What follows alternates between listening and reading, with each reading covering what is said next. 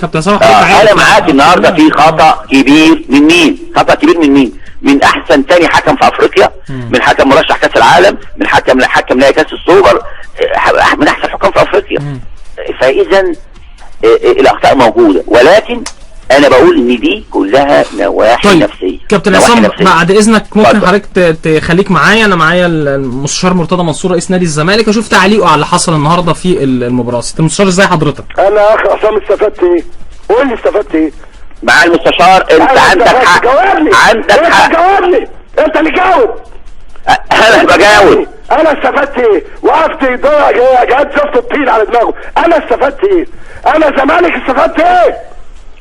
الاخطاء في فرق بين الاخطاء وحسم الهواري والفنان. لا انت فاكر كده راجل عبيط؟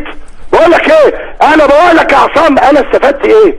طيب هرد يا سياده المستشار. طيب اتفضل. دول ضربتين جزاء يخوالك، فاهم؟ يخوالك. استاذ مرتضى انا استفدت ايه؟ لو سمحت يا استاذ مرتضى، لو سمحت انت عاوز ارد ولا مش عاوز ارد؟ مع السلامه. كابتن عصام معلش احنا ما بنخافش من حد ولا من صوت عالي. وهو اول واحد كان بيطالب ان يجي عصام فتاح عشان يعرف ان عصام فتاح محترم وبيشتغل لصالح التحكيم. ما بخافش من حد، بقولها تاني لمعالي المستشار، انا راجل محترم بشتغل بكل امان عشان اخدم بلدي، وراجل عسكري محترم مش راجل مهزأ، ولا اقبل لا هو ولا غيره يتكلم معايا كلمه واحده. انا بخدم بلدي بامانه ولا صوت عالي هيخوفني.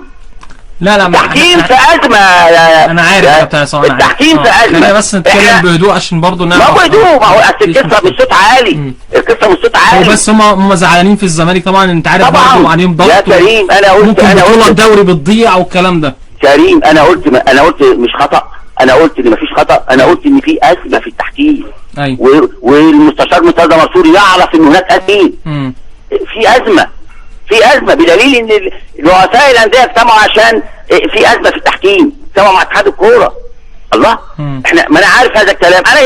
انا جاي بحاول نعمل حاجه للتحكيم المصري، بنحاول، لكن وانا جاي معايا عصا موسى ولا انا راجل ساحر هاجي اعمل في يوم وليله.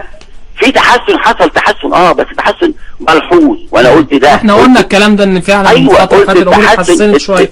بالظبط، قلت التحسن ده. عارف يا كابتن عصام النهارده، طب يعني لو اتكلمنا تحكيميا حضرتك تحلل، هل زاويه الرؤيه عند كابتن جهاد ما اتحركش، ما كانش واقف صح؟ اكيد والكره بتتلعب كورنر، بس برضه عارف يا كابتن عصام الراجل طاير بتاع المقصه وفارد ايده ورايح للكوره ولابس جوانت اسود كمان.